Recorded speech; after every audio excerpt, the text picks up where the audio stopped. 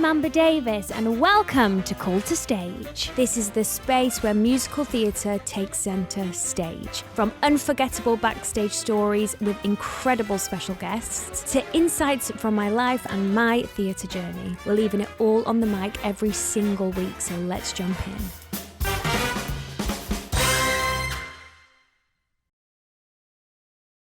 Hi guys, welcome to another episode of Call to Stage with me, Amber Davies. Now, I can't believe who I've got sitting next to me. The miracles that have happened for this woman to be sitting here is crazy. It's the insanely talented Joanna Ampil. Thank you. That's very kind of you to say. Thank you. I just can't believe it. Honestly, thank you so much for giving us your time. Oh, thank you for having me, and thank you for inviting me. Oh, thank you. Absolute pleasure. I ask this one question to all my guests. Pick any role you've ever played. What is your pre-show ritual? I mean, I'm sure you know that it's so difficult to choose, right? I mean, we have to fall in love with the roles that we play. Mm-hmm. If I really, really have to pick, can I pick two at least? Give us two. I think the engineer in Miss Saigon would have to be on top. And the current role that I'm playing, which is Carlotta. This has always been my dream role. And what do you do mentally to get ready for Carlotta, because you're playing her at the minute? Like, from your half-hour call to stage, is there anything that you do religiously before going on? Yes, because we are 3 weeks into the show since we opened. And to be honest, I feel like I have to shave off some time when I go to the theater because I go there at 4:00. Oh my God. To get ready, to get my makeup done, to get my pin curls in. I do my warm-up. I do some core exercises. The warm-up is intense because I've never really done a show where I have to sing operatic. So I'm always a bit paranoid that, this top note won't come out tonight if I don't do this. Yeah. But for now, I do a very long pre-show ritual. Warm up. Yes. I love that. I can't believe you arrive at 4:00. I know. I can't believe it. I need to get a life, really. That is a huge commitment.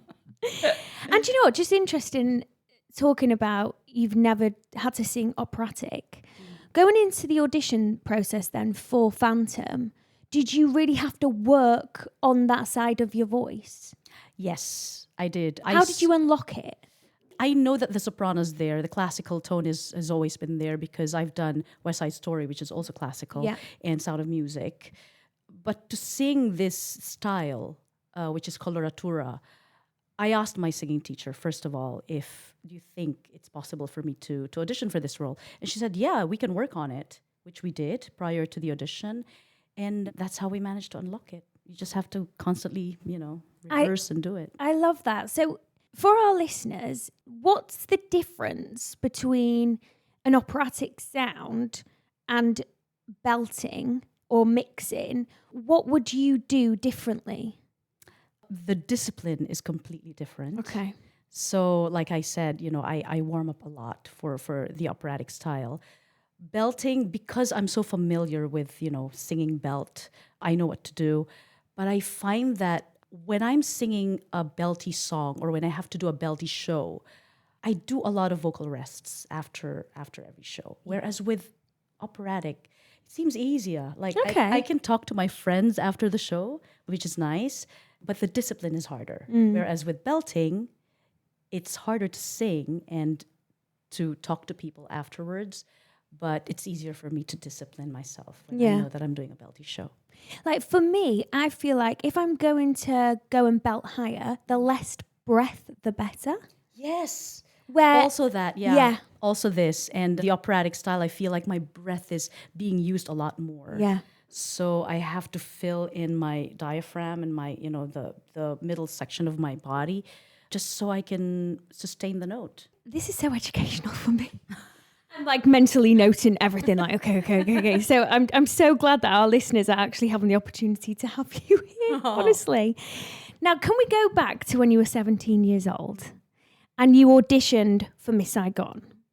Can you just talk to me about this story? Because I'm mind blown about this. Oh, well, I had just finished high school in Manila.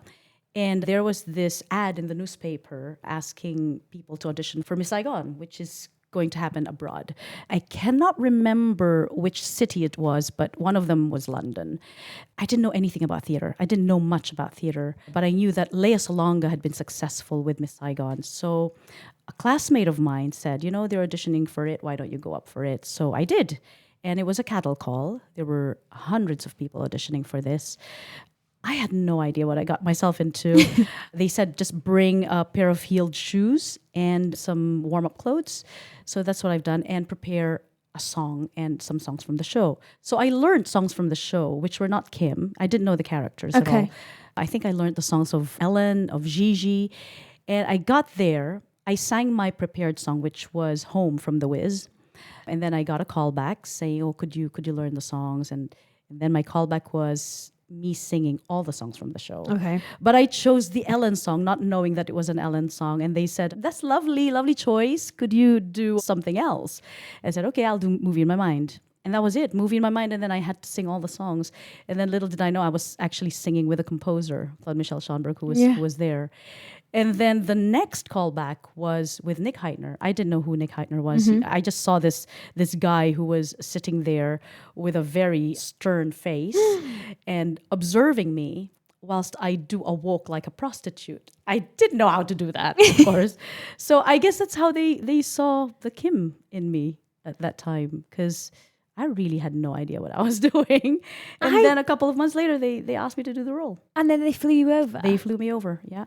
So I'm very grateful to the team of Miss Saigon and Cameron McIntosh for... So, and really, Miss Saigon is a huge part of your life. Yes, yeah, it's my foundation. Even now, yes, yeah. How did you know? Did you just used to sing in the house? How did you know you had the voice? I just sang in my house, yeah. That's exactly what I did. Also, I had very encouraging teachers and tutors in Manila who would put me up for school programs and things like that, made me sing. So you knew you had it in you and you enjoyed it? I knew I loved singing, and it was my hobby. Okay. So, yeah. So it was actually a hobby? It was a hobby, yeah. So did you come over here at 17? I did, yeah. To play Kim. In the West End? In the West End, yeah. Well, I didn't know it was that huge at that time, so yeah. Did you just take it in your stride? I did, yeah. I was with my mom. We both had no idea what was happening. We were like, okay, this is what you do. The director will tell you what to do. This is stage right, stage left, downstage. I had no idea what those things were. So I was learning everything as I went along. And did you do 8 shows a week immediately? No. I started off as an alternate, so I did 3 shows a week. Nice. And then they eventually gave me 5 shows a week, Oh. which was at that time, because there's always an alternate for Kim. Yeah. So it's 5 and 3.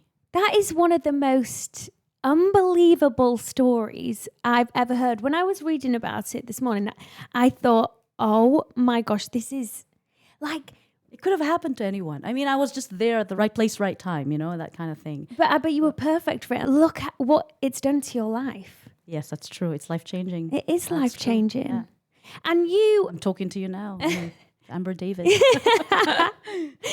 And then, so you did the West End debut. You did the Australian production of Miss Saigon. You played the UK and Ireland tour, 10th anniversary.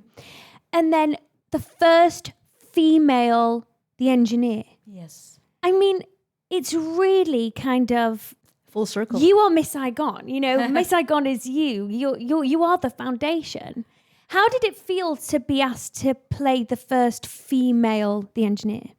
At first, when I was asked to do it, when I was offered it, I was a little confused. Okay. Because I was going through my head all the stuff that the engineer does in the show. So I was like, are we allowed to change certain things? Because I cannot really get into the mold of how the engineer was portrayed in the past. So are we willing to change lyrics or to change the portrayal, her characteristics? And they're like, yes, we were given, permission to do that. So we did. And it was great because working with Rob Hasty and Anthony Lau, who directed the show in Sheffield, they were fantastic. I mean, they listened to us. So in a way, we built the show together. I love this that. reimagined version. Yes, It's like all your DNA is in that specific production. Yes, true. I love that. Now, I'm just going to read a couple of things that Joanna has done over the years. So sit down. Mary Magdalene, Revival of Jesus Christ. Éponine in Les Mis and Fantine. Superstar, love that. Mimi and Ren, Grizabella and Cats. Oh my God, I just saw a clip of you singing it.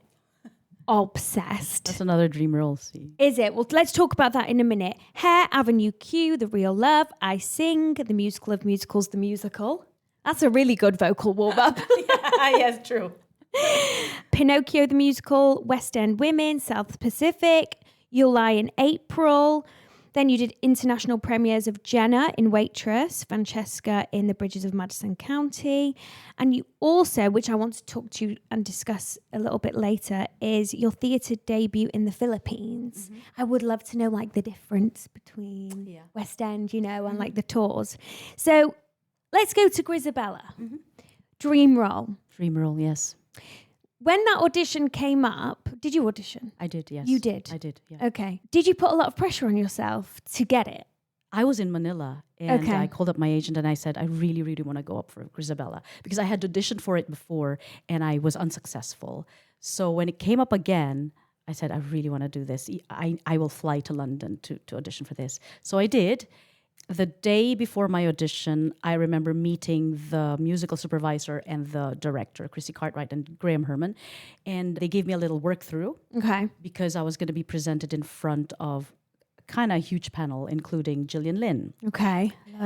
So I got in there. I was just in my jeans, and it was daunting because I went there, and I'm just going to sing Memory, and I did, and it was so intimidating, but I did what I could, and the next day they offered me the role. Wow. That's like what dreams are made of, you know? Yeah. It's so lovely to hear, although you've had such a successful career even up to now, and there's still so much more to come. You still feel intimidated in a room. Oh, God, yeah. Yeah. Of course. I'm so bad, when I audition because I get so nervous and my nerves get the better of me most of the time. So, yeah, it's always How do scary. your nerves come out for you? Because for me, I get really shaky lips. Oh, really? Yeah, I hate it. I literally hate it. I hate mine too. I always feel like, I could have done that better without the nerves. It's in my chest. It feels really shaky around that area. I don't know why. And yeah, I just can't do anything about it. I know. I just have to channel myself like, it's okay. You can use the nerves for adrenaline as your adrenaline or, something good. So I always wish, an audition panel could hear me sing the song in the shower because it's always the best version. yeah, it's true. And the acoustics and The acoustics, everything, because I would say 90% of the time when you walk into an audition room, the acoustics aren't on your side. That's true. Do you feel that? Or when you're doing it in a theater scenario, like you have to be on stage and then they're actually in the stalls. Well, I don't have a microphone. I can't really project that much. That's hard for me. I know. So, yeah. And do you feel like, with the material that you will sing for an audition, how much do you have to sing that material to get it into your voice before the audition? I choose songs that are very familiar to me. Okay. If I have to choose a song. And then if I have to learn something from the show, the entire day, I would rehearse it for the entire day. Because I think that's really difficult, especially like to our listeners who are audition and they get given material. If it's so unfamiliar, that can impact on your nerves as well, Yes, I agree. It's like when I first started singing the Vivian Ward material to now, I make a complete different sound. But I think most of the time, the panel, the people in the panel know that. Yeah, I know. And I know that they root for you. I know that. It doesn't help me, though. I mean, I still get nervous. But I think they know what you can do. The potential. Yeah, exactly.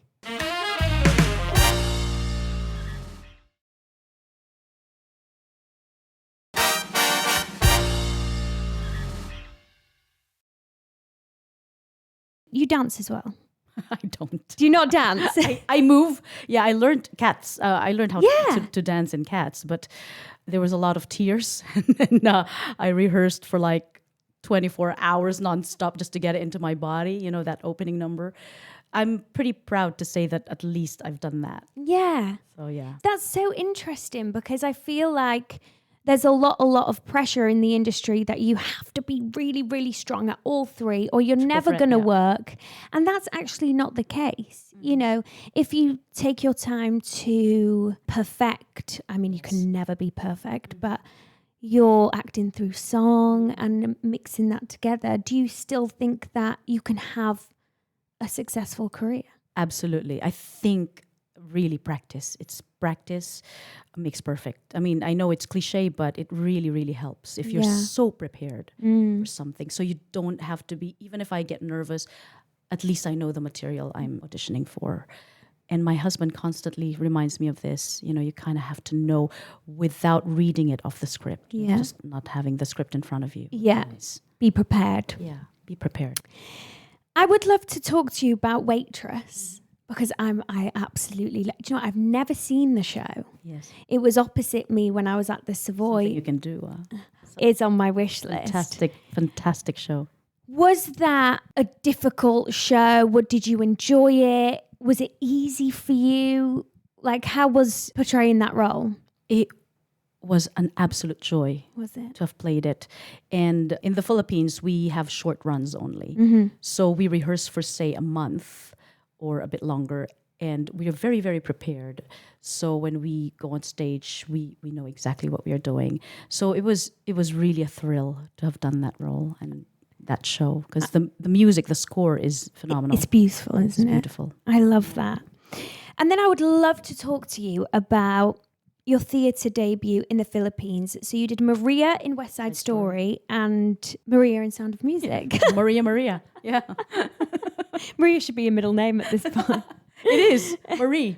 Is it? Yes. Oh my gosh. It was meant to be. Joanna Marie. I love that. What is the difference? Obviously, you've played roles like around the world, but is there like a big difference with audience or theatres in the Philippines to the West End? Yeah, it varies, of course. In the Philippines, it was nice because they kind of know where I'm coming from in a way, emotionally. Yeah. They know where I'm delving all those emotions from. So it's nice in that sense. And I feel like they are getting a glimpse of what I've learned, performing abroad, which is lovely. I mean, this is theatre world, London is theatre world. So it's always a joy performing here. And this is where I did my debut. So yeah, it'll always be home. special. It's home to me, yeah.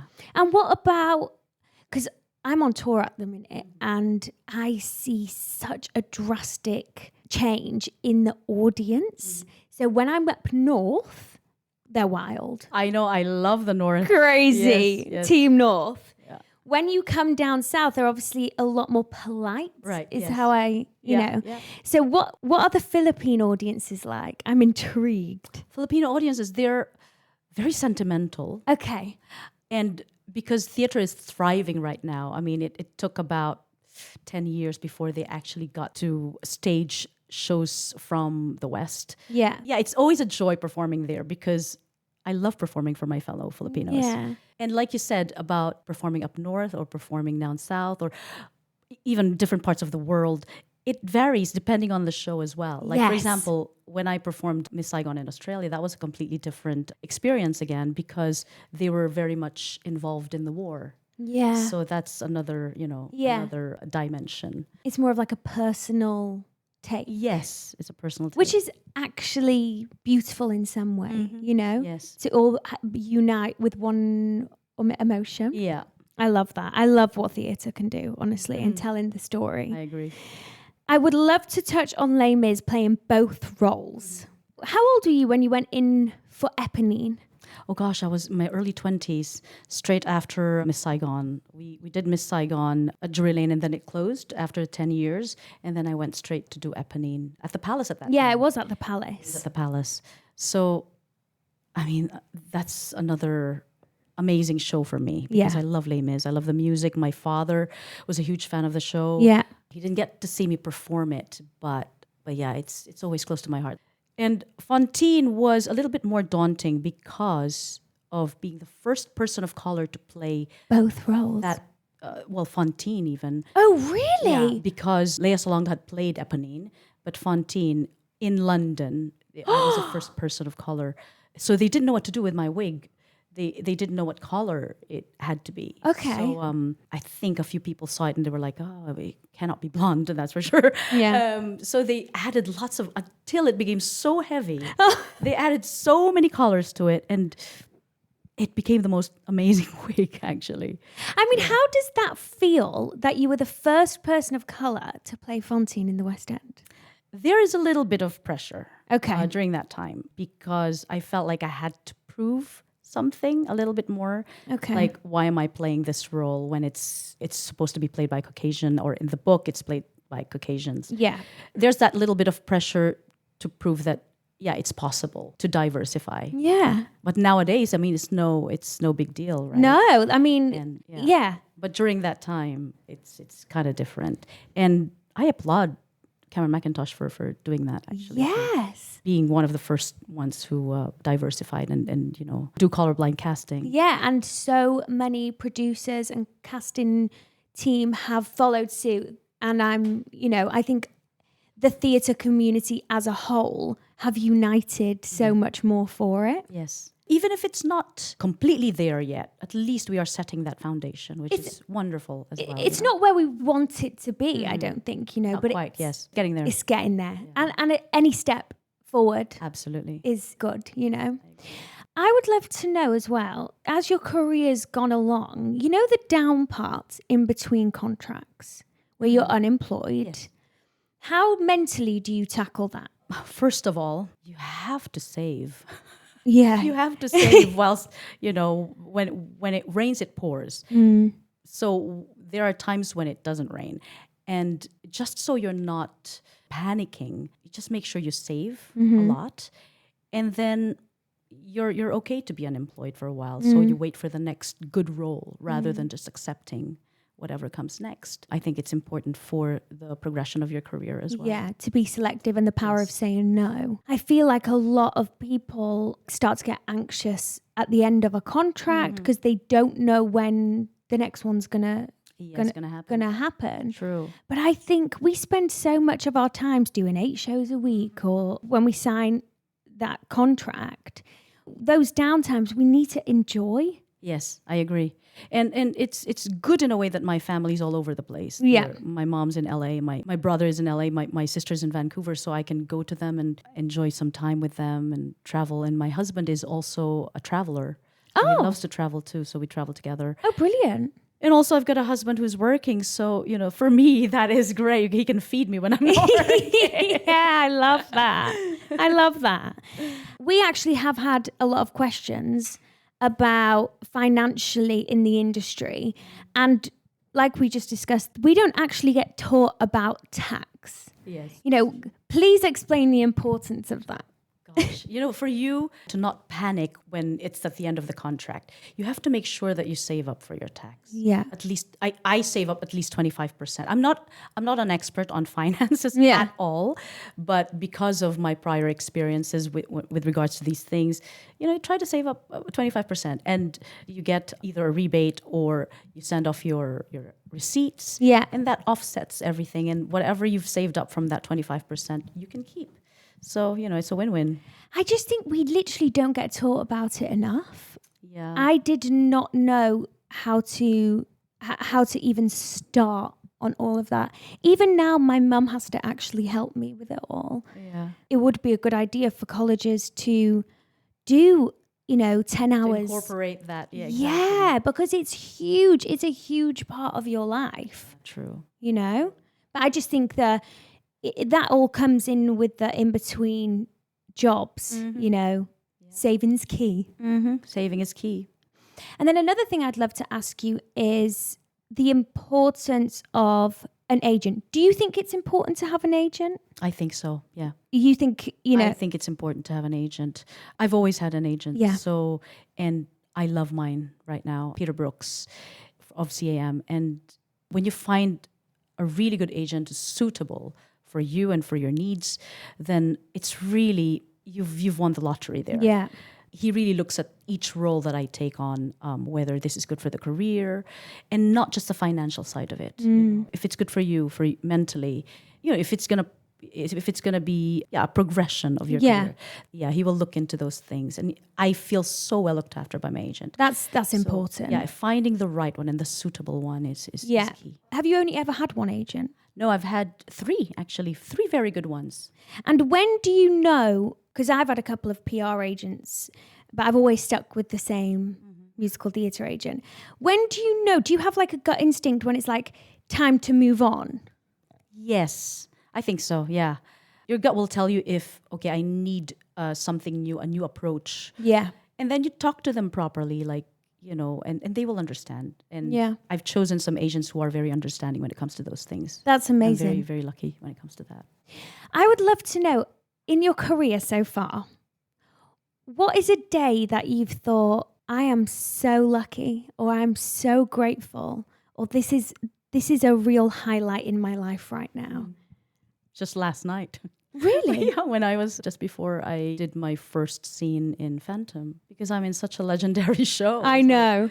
Wearing those amazing costumes. I never got to wear those amazing costumes in the past. I was always a pimp or a prostitute or a peasant, and then all of a sudden I'm wearing all these gowns and incredible costumes. So I'm always so grateful. And, having to play Carlotta in the West End, which is a dream role, and doing that style of singing is really something. So it has been a dream role. Oh, yeah. Then. Yeah, it's been a dream. I love A that. dream show. And how does it feel to like tell that story every night? Are you the type of person to leave it at stage door, or do you take it in? I know a lot of people can take it into their actual life and kind of, mold into the character for the whole time. How do you work? I do have to de-roll. Okay. So as soon as I take off my shoes, it's like, okay, I'm not going to take this home. I'm going to go home and see my husband and be normal. Yeah. But yes, I do enjoy it when I'm there. And I did my backstories and everything just so it's second nature to me. Yeah. So it's that close. That's why I have to say, okay, it stops here. And I go home and I'll start again tomorrow. That's really amazing because For my mental, for mentally as well, it's healthy to do that. Yeah, because I know people who have been in Les Mis and, it's a very heavy story, and I think sometimes people subconsciously has allowed it to slip into their normal life and they become like with a grey cloud, And I have done that in the past, and that's why now I've learned how to stop and start or turn on and off, because I have fallen into that trap as well in the past. And it's not great. It really messes up with your brain sometimes. But it's healthier to just say, okay, I'm leaving it yes, there. I'm leaving it there. I think it all comes down to like passion, doesn't it? And your motivation, like you love it so much, you want to do such a good job that actually you need to remember you can't let it consume you, Because you can easily be consumed by this. Yeah. And the feeling is so amazing. I mean, getting the applause every night, getting the ovations, it's amazing. But it's, not everything is permanent. Yeah, exactly. Our only constant is change. Yes. And the last question, I've only got, honestly, I could sit here all day. You are just such an inspiration. I've learned so much from this chat. I think this is the most educational couch chat I've ever had out of all of the guests. If you were to say a young girl or a young boy's listening to this and their dream is to be on stage, what would be your advice to them? Like I said earlier, be prepared, rehearse and practice all the time.